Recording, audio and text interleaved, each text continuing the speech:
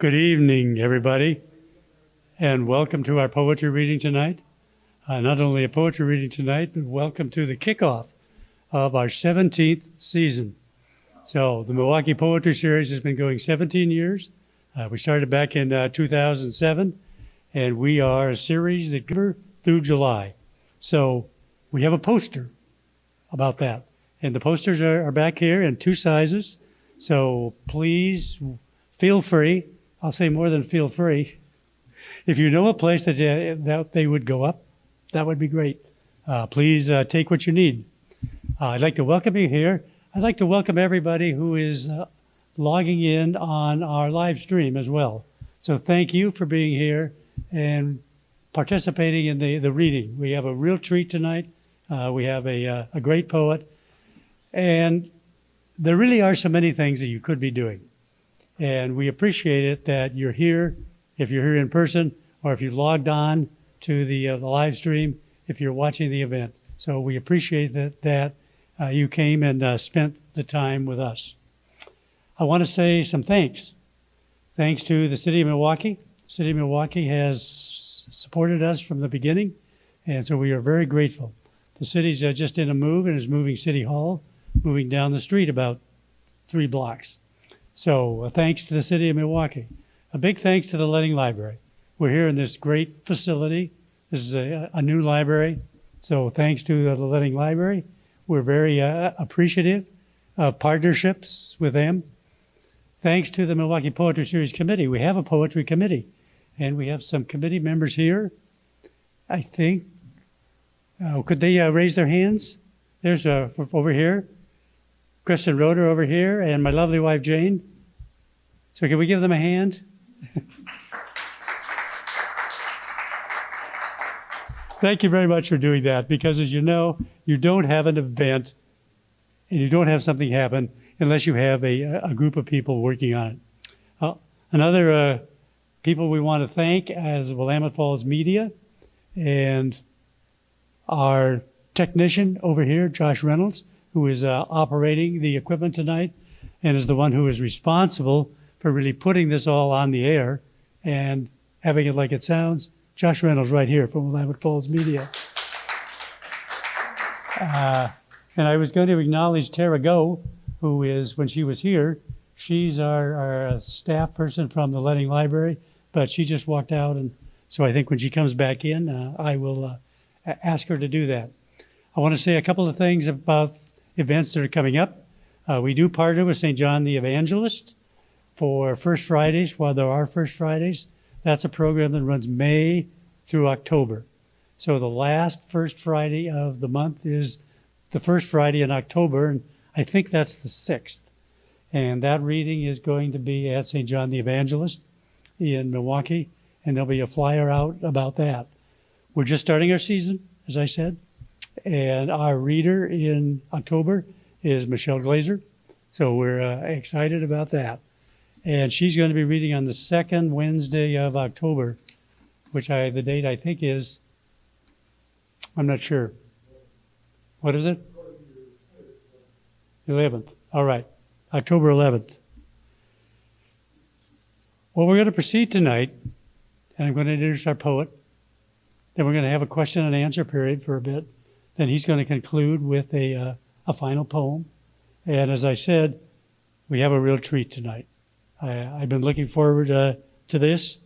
And Richard Lehnnert's first book of poems, A Short History of the Usual. A Short History of the Usual was published in 2003 by the Blackwaters Press.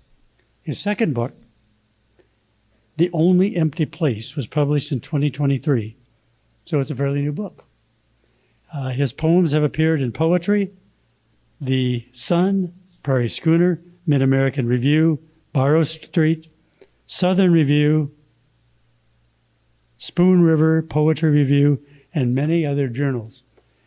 He's done varied things in his life. From 1987 to 1996, he was the music editor of Stereophile magazine, and since then has worked as a freelance music critic and an editor and copywriter of books and magazines. After 30 years in northern New Mexico, He and his wife, Susanna, have now lived 12 years in Ashland, Oregon, and as they say it, on the other side of the tracks. So we'll have to see exactly where the other side of the tracks is in Ashland, Oregon. Would you join me in welcoming our poet tonight, Richard Lehnert? Richard?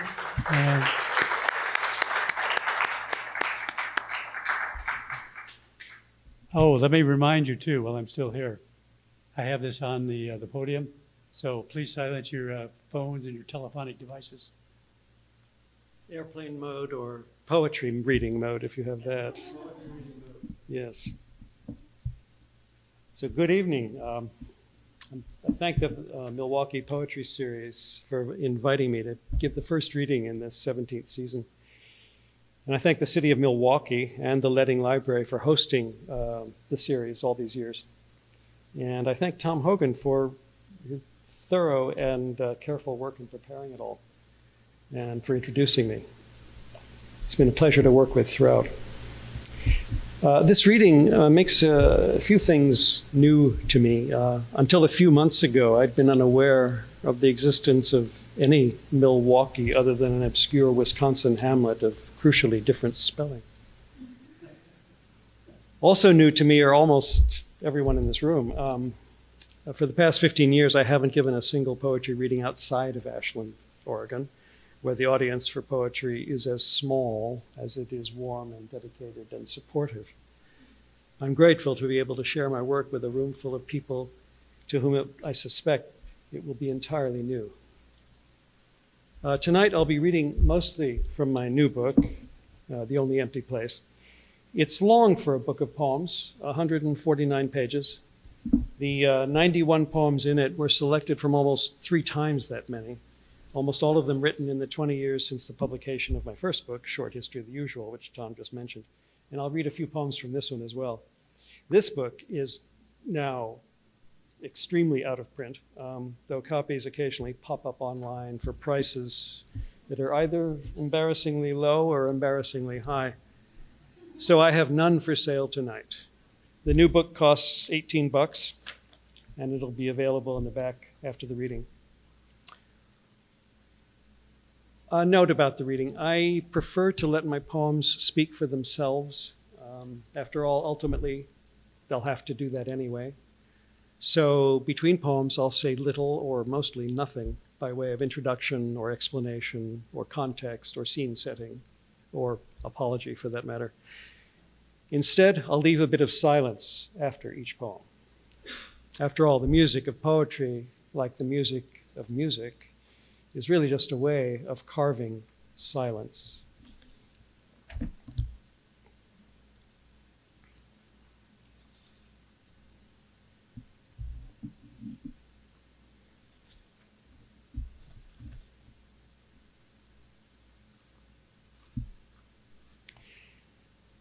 The Last Restaurant. Somewhere in Tuscany, Provence, Oaxaca, a restaurant you've never seen calls you all your life, its menu unrequited. A restaurant so good, no one knows it. It opens for one dinner only.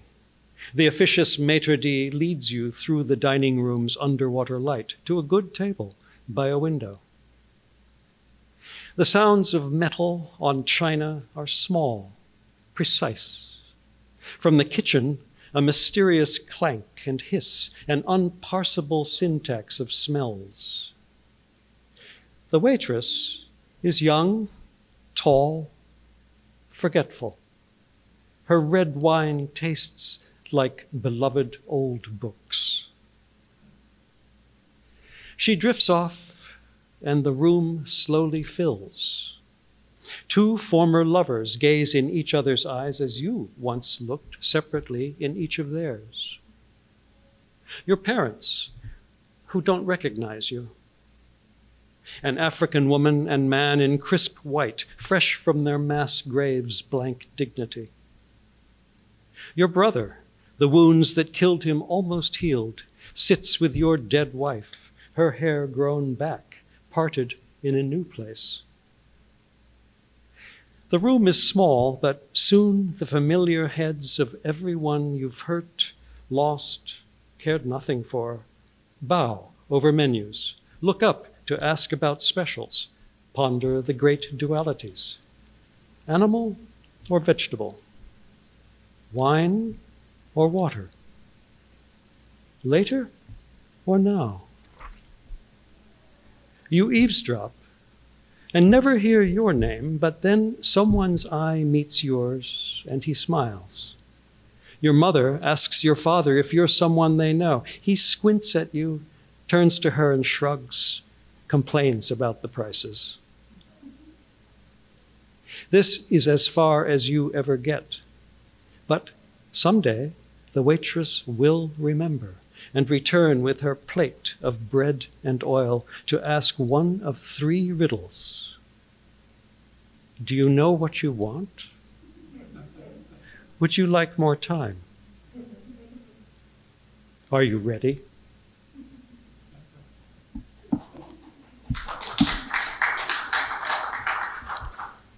Thanks for that. But you don't need to applaud after every poem or even the ones that you particularly like.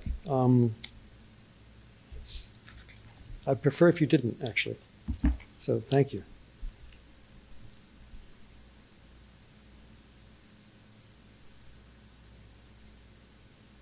In a small planetarium,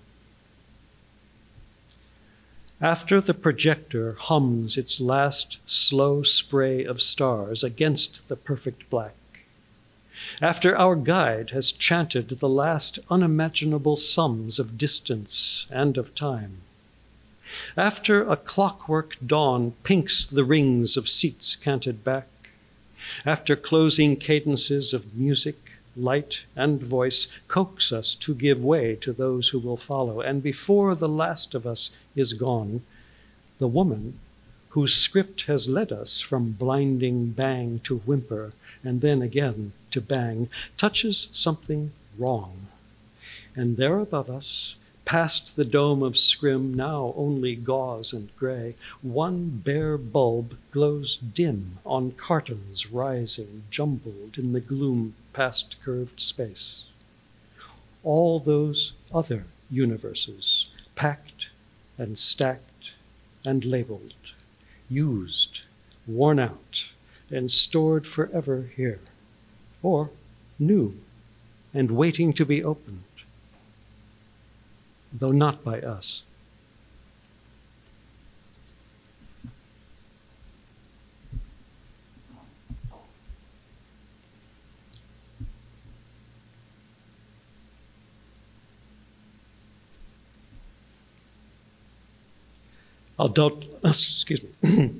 Adultery. I love how the all-white cat appears like her own ghost each night at 11, wanting, as I've learned, not shelter, food, or water, but simply to be let inside, to take with quick greed my rough caress, then leave behind her long, well-cared-for hair in rug and couch and hands, my wife's lungs. Not knowing the name whoever keeps her calls her by, to her no name but a moment of which she is the heart, I croon to her the usual generics and diminutives, and she answers in what this animal hears as passion, our lover's litany emptied of sense, filled with heat, and after, her desire to leave is just as urgent and as hot.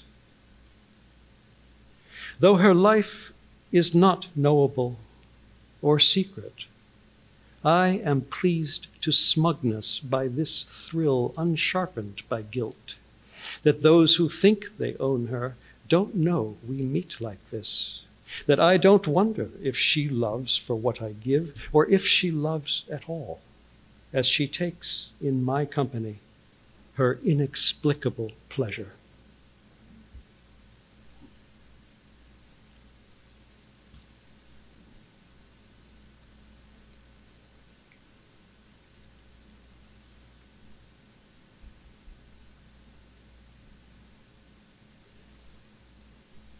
When Johnny comes marching home.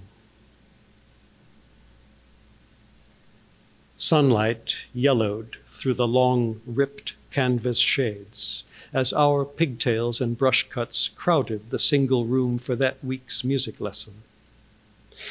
I remember nothing of the teacher, but see her piano still, its stained and broken grin.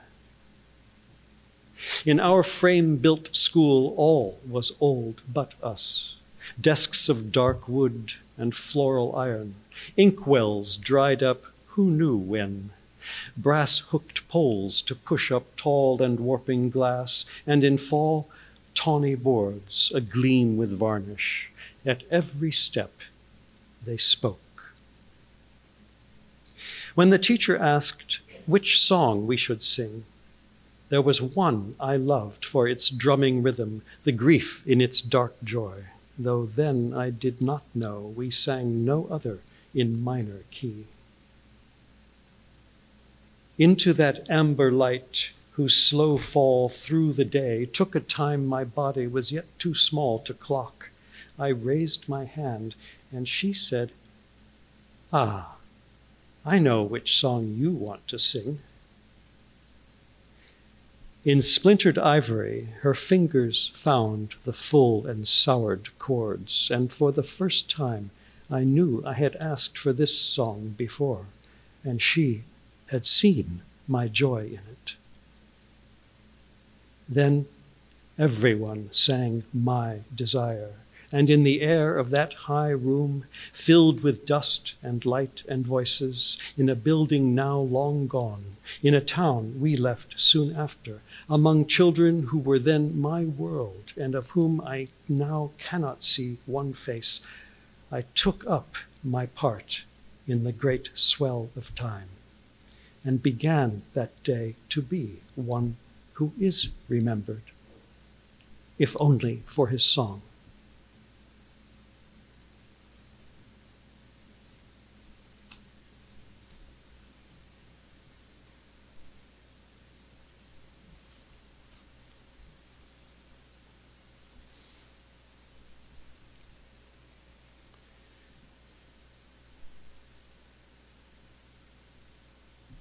To whom it may concern.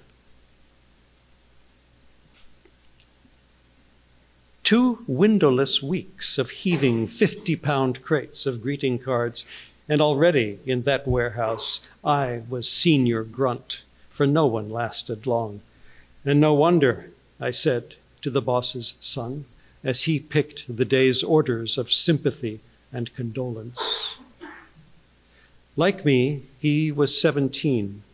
In his face, under wincing fluorescence, a kind of grace, so pure his joy in power, as elbow-deep in bereavements, only now knowing he could, he said, "I could get you fired." Full of weaknesses I had yet to learn were the poet's strengths of failure and grief. I stood among the world's worst poems, asleep by their millions in cardboard slums, mumbling to themselves their poor sweet prayers. So easy to despise their automatic rhyme and rattling rhythm, so easy to hate with a boy's pure hate, the smoothness of another boy's smug and frightened face. So I despised and hated. For those, too, were strengths loud in my voice as I said, "I'm sure you could do just that," and threw on its sagging shelf a box of regrets.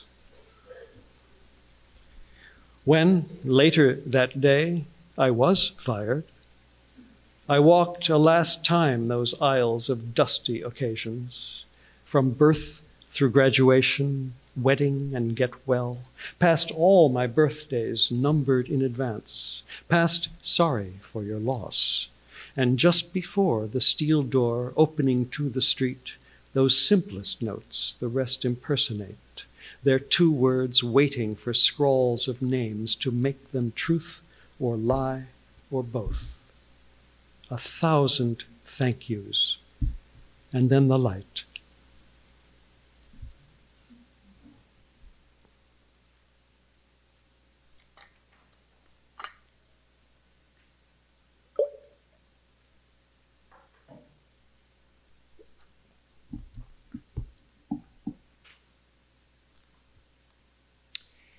This is one from my years of working in restaurants. Snail after snail. From the can, you finger one shellless snail. The raw animal, shapeless and green-black, gleams in its bloodless grease. From the box, a snail-less shell, its bone spiral dry, bleached white, like something surfaced on a desert, once the bottom of a sea. Into shell you tamp body, all internal organ, seal the coiled crypt with a slab of butter garlic marbled, flecked with parsley malachite. This strikes you as an almost noble futility, a great heroic foolishness, like spinning gold of straw, numbering stars, the braiding of sand into rope, the mountain come from some Mohammed of there to hear one unwilling teaspoon at a time. And you, in this kitchen, its loud heat something you're still not wise enough to get out of, stuffing into shells snail after snail, like some literal-minded little god for whom no one ever learns enough, ramming back down the body's throat, soul after sleeping soul.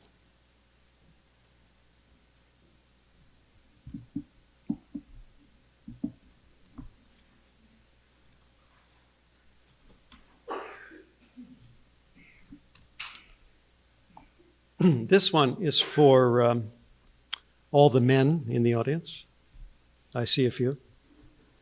It's called To Knowing. To Knowing. In a bookstore, hidden speakers mumble a jazz tune I know from an album I know well. I ease up to the still clerk, stooped white-haired behind his neatly cluttered counter, tilt my head to one side, and, as if asking, but only to impress, say, "Isn't that?" and then name the player and the song. Of the tune, he's not sure. And as I say, I know it is what I say it is.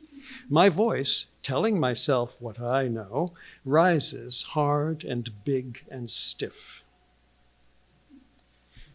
Not quite smiling or meeting my barely seeing gaze, he leans his own head to a gentler cant and says, in calm so still I almost do not hear, "Well then, I guess you know."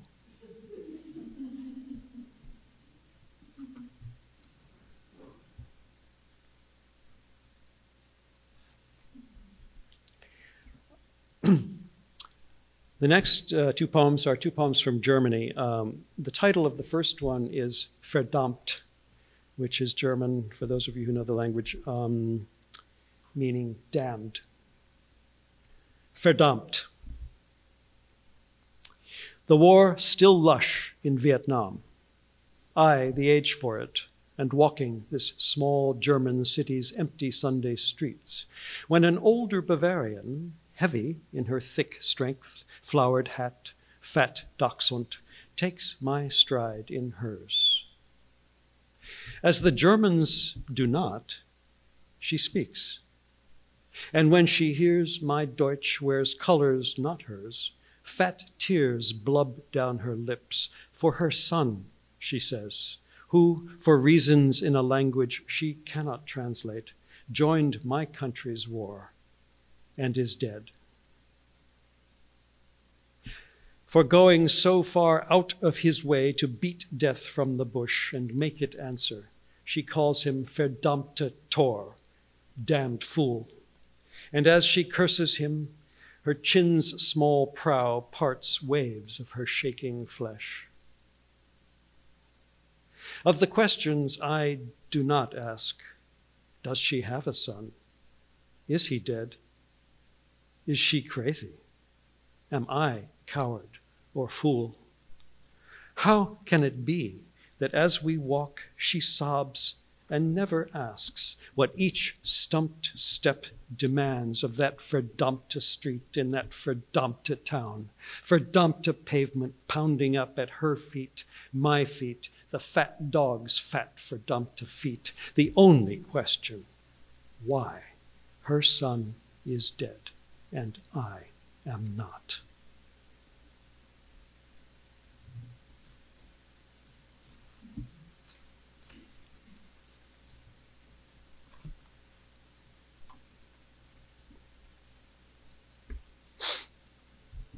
Dachau, August 1974, for Mark Braunstein. Golden dust, blue sky, and heat. Where huts were, now wide, dry grounds. People, well fed in bright colors, shuffling slowly, quietly. Braunstein and I, for once not talking Kierkegaard. Mark, do you still live? Already once you had tried not to. If you read this, forgive me. If there were birds, I do not remember. How can there not have been birds? And insects flying, crawling, buzzing. We all had business there. It was such a beautiful day. An open door we walked through, and there were the ovens. As in photos we had seen, as all of us had seen, there they were, yes, and we there too at last, brick and flesh and rusted iron. Touching made it only so real, and no more. There was the train that took us there. Now the train we took back. Of that day, I remember nothing else. What had happened there before has happened elsewhere since. It never stopped. It is happening now. Mark, these 40 years lost, I wanted to tell you of human grounds I have walked. Those were the most still. The peace of one place where the worst that can happen already has.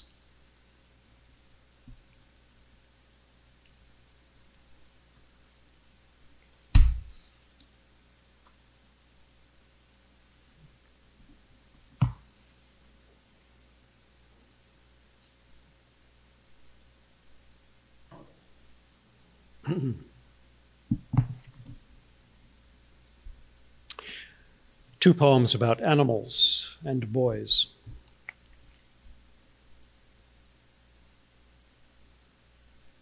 Fetch. You braved our Badlands campsite, big and strong and silent, thick fur of soot and ash, black pointed ears, dark dignity. Your unbreaking gaze held mine, so, of course, I called you Wolf, meaning by the name all a boy of 12 white years could mean in that American West of 1963. How did I know you were no one's dog? How did we know you chose us? We must have fed you something. It filled more than your belly. For then we were yours. Anyone who neared us now a threat to growl or bark or charge away.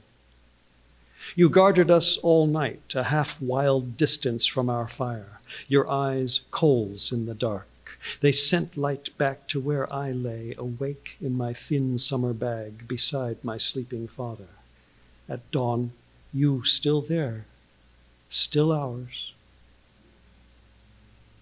We'd never had a dog. I wanted none till you, after you, no other. I begged to take you home, knew there was no hope. For once, when he refused, Dad was kind. As we packed, you paced, sister to mother to father to me. You knew what was coming was our going. And when at last we drove away, you followed fast, shoulders low, long legs working, not tiring, down miles of dirt to the highway.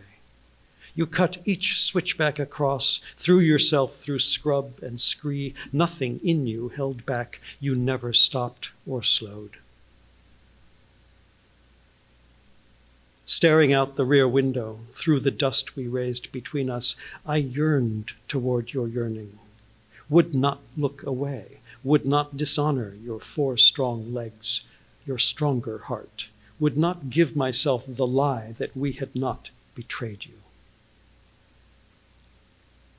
Our tires found asphalt, outran you. I turned, weeping, to face ahead the 60 years just past, all like you, behind me now. I knew I would not forget. In that, I have been true. You are long gone into time, perhaps dead that same year to rifle, rattler, ranger's poisoned beef, or your heart given to one better worth your trust. Thank you, Wolf, for never letting go this ancient boy's small, tight heart, worried by love to soft rags.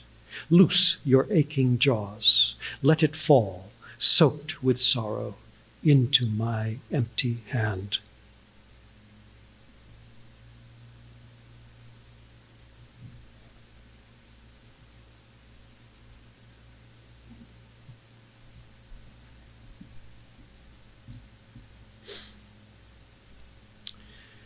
Mules for my father and someone else's son, somewhere in California, sometime in the early 1950s.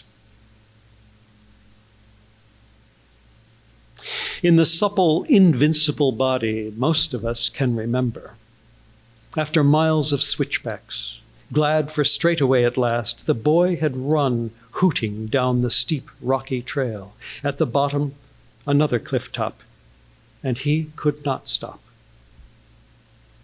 A day for the troop to climb down to where he'd struck, stretched out in the straight line of his flight, face wedged between 2 rocks, his blood by then bled and dried, his body hardened stiff. Dad was scoutmaster, so it was he who told the parents, but how that day to be him, as he drove to where they lived out their last minutes of not knowing. How carry to them their dark new world, as their street appeared where all along it had to, then their house. He parked, let go the sticky steering wheel, turned the key, pulled it out, opened the car door, and with needless quiet closed it. These things done each day without thought, now taking not nearly long enough. Already they were done, and he stood, listened to the engine tick and cool, as if it could tell him how to do this, then walked up flags to the steps, the porch, the door. On it his knuckles, still only he knowing who really knocked, whose part he now played, as they let him in, and he spoke. We know what he said. How did he say it? What were the words? How many times did he start before he could say what could not be said, not to them? When he stopped speaking, the woman and the man sat a long time, saying nothing. A new silence in that house. Then they thanked him for coming to tell them. They knew it must be hard. It was that he could not bear, he told me, by not saying so, though he bore it 60 years. That, and what he told not them, but 30 years later, only me. On the hike down the mountain, he trudged last to keep in sight the long, loose line of living boys, and always just ahead of him, the dead boy's unbendable body wrapped in a tarp, balanced across the pack mule's shimmering black back. With each shift of withers and haunch, the boy's feet on one side rising, his head on the other side falling, then the other way, then again. 3 days down the mountain, mile after mile after mile, from side to side of the sweating mule.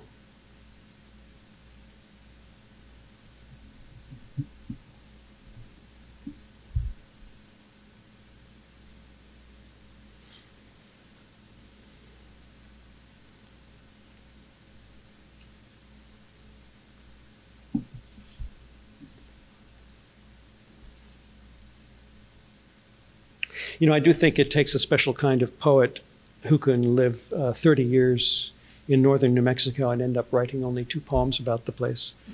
But that is the case, and here is one of them. Goatless and drunk. Manuel wandered by to sell me a goat. It might have been his. When I wouldn't buy it, he sulked off, shaking his beard, his long gray hair, the goat's tether.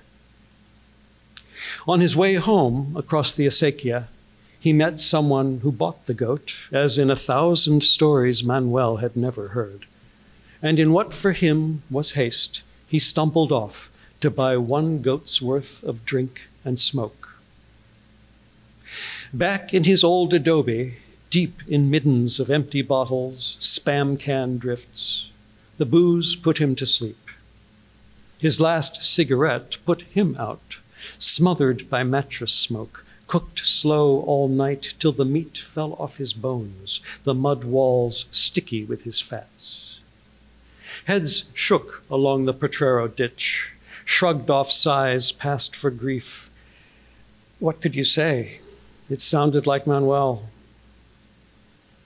I never risked his heavy, generic, alcoholic intimacy. But one winter night, I found Manuel sitting in tall, dry grass like a 1-year-old who's almost learned his legs, smiling, nodding, bending his own ear, too drunk to walk. Fearing he'd freeze to death, I offered a ride, then feared he'd puke or shit in my car.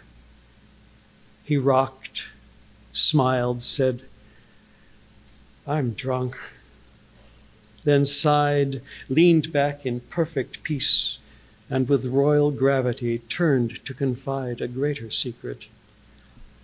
"I am so drunk."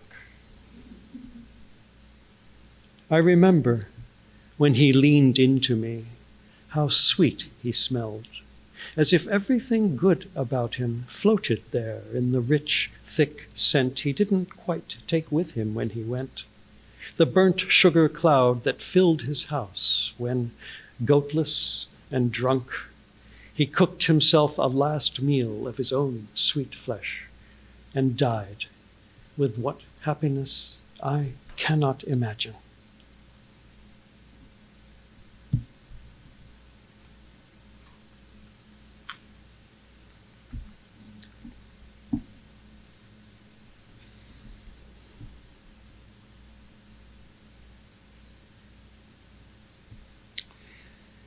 The last of you. Because I don't smoke, chew gum, and you did, it's been years since I opened the car ashtray.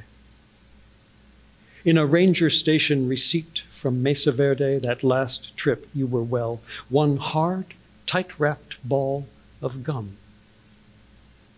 Still dented by your teeth, it feels like a molar from your shattered mouth, jaws burnt to ash, scattered with the rest of you. It clicks against my teeth now, its tasteless taste a ghost of sweetness, your cells waiting years, inches from my knee as I drove, to be taken in, held beneath my tongue, swallowed. All that's left of you, again, part of me. I want this small meal to mean more than it can. The wanting is what means. This last taste of you, how far with me you've come to be this gone.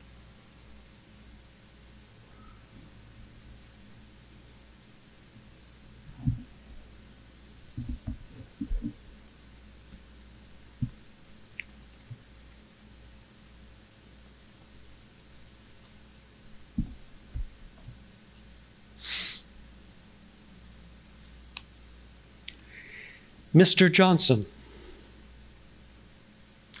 Apple. Mr. Johnson. Charity. Tunnel. Apple. Mr. Johnson. Charity. Tunnel. These words must be important to the doctor. He has asked me to remember them for him. He will want to hear them again later, he says. He gives me no tale to carry them in. I wonder, has he lost his story of how old Mr. Johnson, in the spirit of charity, gave him an apple at the mouth of the tunnel of love, for he knew it would be needed? Or was it Mr. Johnson's daughter, Charity, who, from the doctor's hand, took the apple, wrapped it in its name, and rolled it down the ever longer tunnel of her father's unknowing? But if the doctor thinks I know the Johnsons, one of us is mistaken. Or by apple, does the doctor mean this red, round, green, shining ball hard here in my hand? By tunnel, how I got here and will leave? By charity, how he will be paid? And I am Mr. Johnson? Or is the doctor wiser than he seems and telling me a story after all, that when all other words are gone, locked up in books and mouths I can no longer read, in the light at that last tunnel's end, I will, in love, relief, and human charity, drop into the open hand of God the last apple fallen from the tree of my knowledge, and greet him with his one true name.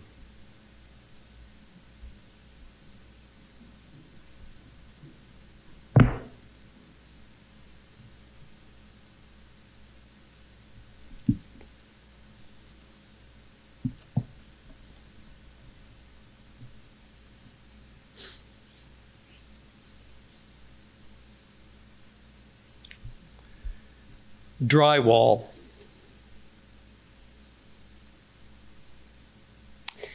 She took the place next door, and within a week we disagreed about stuccoing a wall that joins and separates our houses.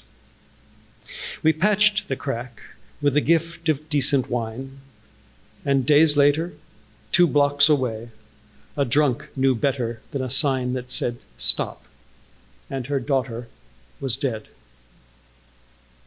I haven't seen the woman since, though for weeks the wheels of everyone she knows crushed our common gravel. Knowing and not knowing what to do, I left by her unanswered door a stupidity of flowers and a card.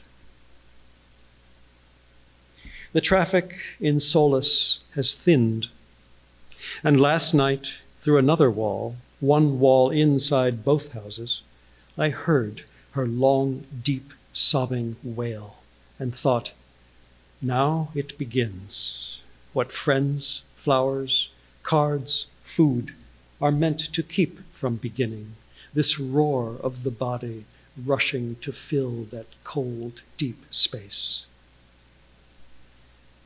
I laid 5 fingers flat on this hard wall shared apart, felt her voice beat through block, drywall, and paint, grateful for both it came between, as into my open hand broke the waters of her grief.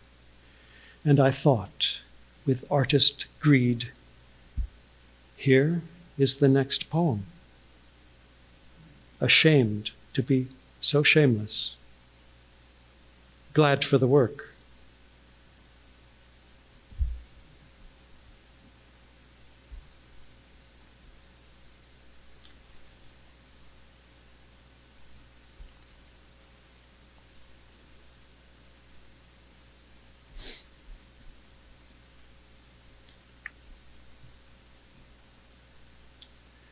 To the close enough. To the close enough. 2 rooms away, you laugh into the phone, into your friend's distant life. This does not make me happy or sad, though I am glad you are here, so close you are almost there. The speed, then stillness of the spider darning a corner near the ceiling remind me of the spiders in the tub. Sometimes, if one is still alive, I slip beneath it one blank sheet of paper and carry it outside, its long legs scribbling in perfect spider, escape. Just as often, I watch them drown. Then, in hands washed clean, pinch from the drain a snarl of spider legs and human hair. This reminds me that we will die. In this, the spider is like everything, especially through 2 shut doors, your laugh, of which someday the silence in these words will be the only trace. Those who never knew you will try to hear and will not get it right. They will not know how laughter gathered deep in your vanished flesh, then quickly climbed your body's web to pour from your open mouth that rich, sweet blaze. Though they will not know how far off they are, the something else they hear will be close enough.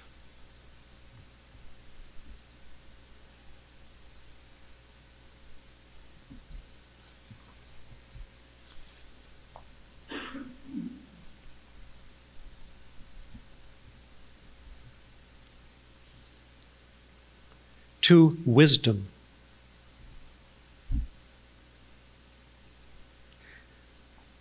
Already suspecting you will again go missing from anything I say, and knowing a critical distance is best, I can now, behind your own back, thank you for taking so long, for visiting first so many others, practicing on them your ever shorter, ever simpler lines, until you are so clear, even I can understand, even as, in the long meanwhile, I still find myself without you.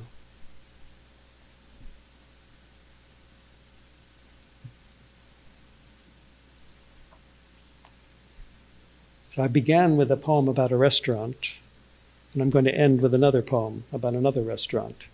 And those of you who have ever visited Florence, Oregon, and dined at a place called the Waterfront Depot may know this place that I'm talking about. It's called Exalted. A century and more ago, this bistro was a depot before the train stopped stopping. Its rails ripped up for scrap, town shriveled back to scrub. For years it sat hollow-skulled, sliding baggage door toothlessly agape, then bought and pulled apart, each wallboard prized from its stud, each shingle from its roof plank, and plank from strut, floorboard from joist, all numbered, stacked, and trucked from miles away to here, to be unpuzzled, reassembled, new nails through old holes into the same studs, struts, planks, joists, the building whole again, but, as in any resurrection, different now in unplanned ways. Tighter there, looser here, odd groanings in the night. I know this because each time the stouter of the two waitresses strides thick-calved behind me, her shoe and foot and leg, for half a second all of her and the laden tray she bears, pressed down on one floorboard, worn and ribbed and grain-grooved, dark and smooth as old horn. I hear its moaning croak as the old board's other end, on which rests my chair's hind leg, rises. And so, throughout our meal, each time she passes, I am raised, lifted, elevated, exalted, to sit, however briefly, on a slightly higher plane. This waitress is not our waitress. She does not know she does this, or if she knows, cares not. She could step on a different board. I could move my chair one crucial inch. She always treads my board. I do not move my chair. She does not need to know. I do not need to tell her, or until much later tell my wife, sitting unmoved here beside me, that a woman I have not met or spoken to, whose face I would not know again, from time to time this evening, in an exaltation secret even to herself, inexplicably lifts my spirits, along with everything else. Thank you.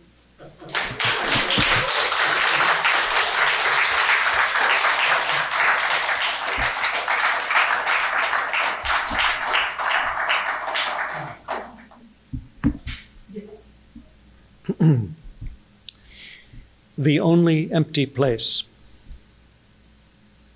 Arriving late to a party I had almost not been asked to, and being no longer young, almost had not joined, seated by hosts I barely knew at their table's only empty place, poured a red glass, passed a white plate. There was a moment when the talking did not stop, when in some sourceless breeze the candles did not blink, when no sudden thrill of portent spidered up my spine, when nothing had happened or felt about to happen, when the woman to my left turned her face to me and introduced herself as you. In that moment, 50 years reworked their puzzled order. Every one, now all along, had led me slant to you. And as I gave you my name, another voice I had never heard, though it was my voice, sang to me, small and clear. And this is what she looks like.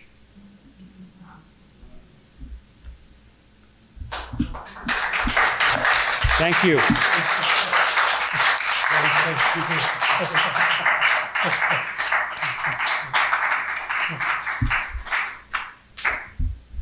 So thank you so much for being here. Richard's books are available back here, and his lovely wife Susanna is selling them. There are some posters which are back here. There's a broadside. If you don't have a broadside, please take a broadside. Please take a poster. We'd be happy to have you do that. We also have some surveys. And if you have not filled out a survey, could you complete that for us? We do have a grant, and so this event has been partially supported by a grant from the Clackamas County Arts Alliance, administered by the Clackamas County Arts Committee, and we are very grateful. Having your input is very helpful. I wonder if I could ask you to hold up the survey. If you have not filled out a survey, would you be willing to do that? That's helpful to us, so thank you very much. Thank you for being here. I want to thank those of you that are viewing this on live stream for logging in. Thank you. We're going to be back in October 11th with Michelle Glazer, and we will be here, and we will also be live streaming. Thank you very much for being here. I'm Tom Hogan for the Milwaukie Poetry Series. Have a great night.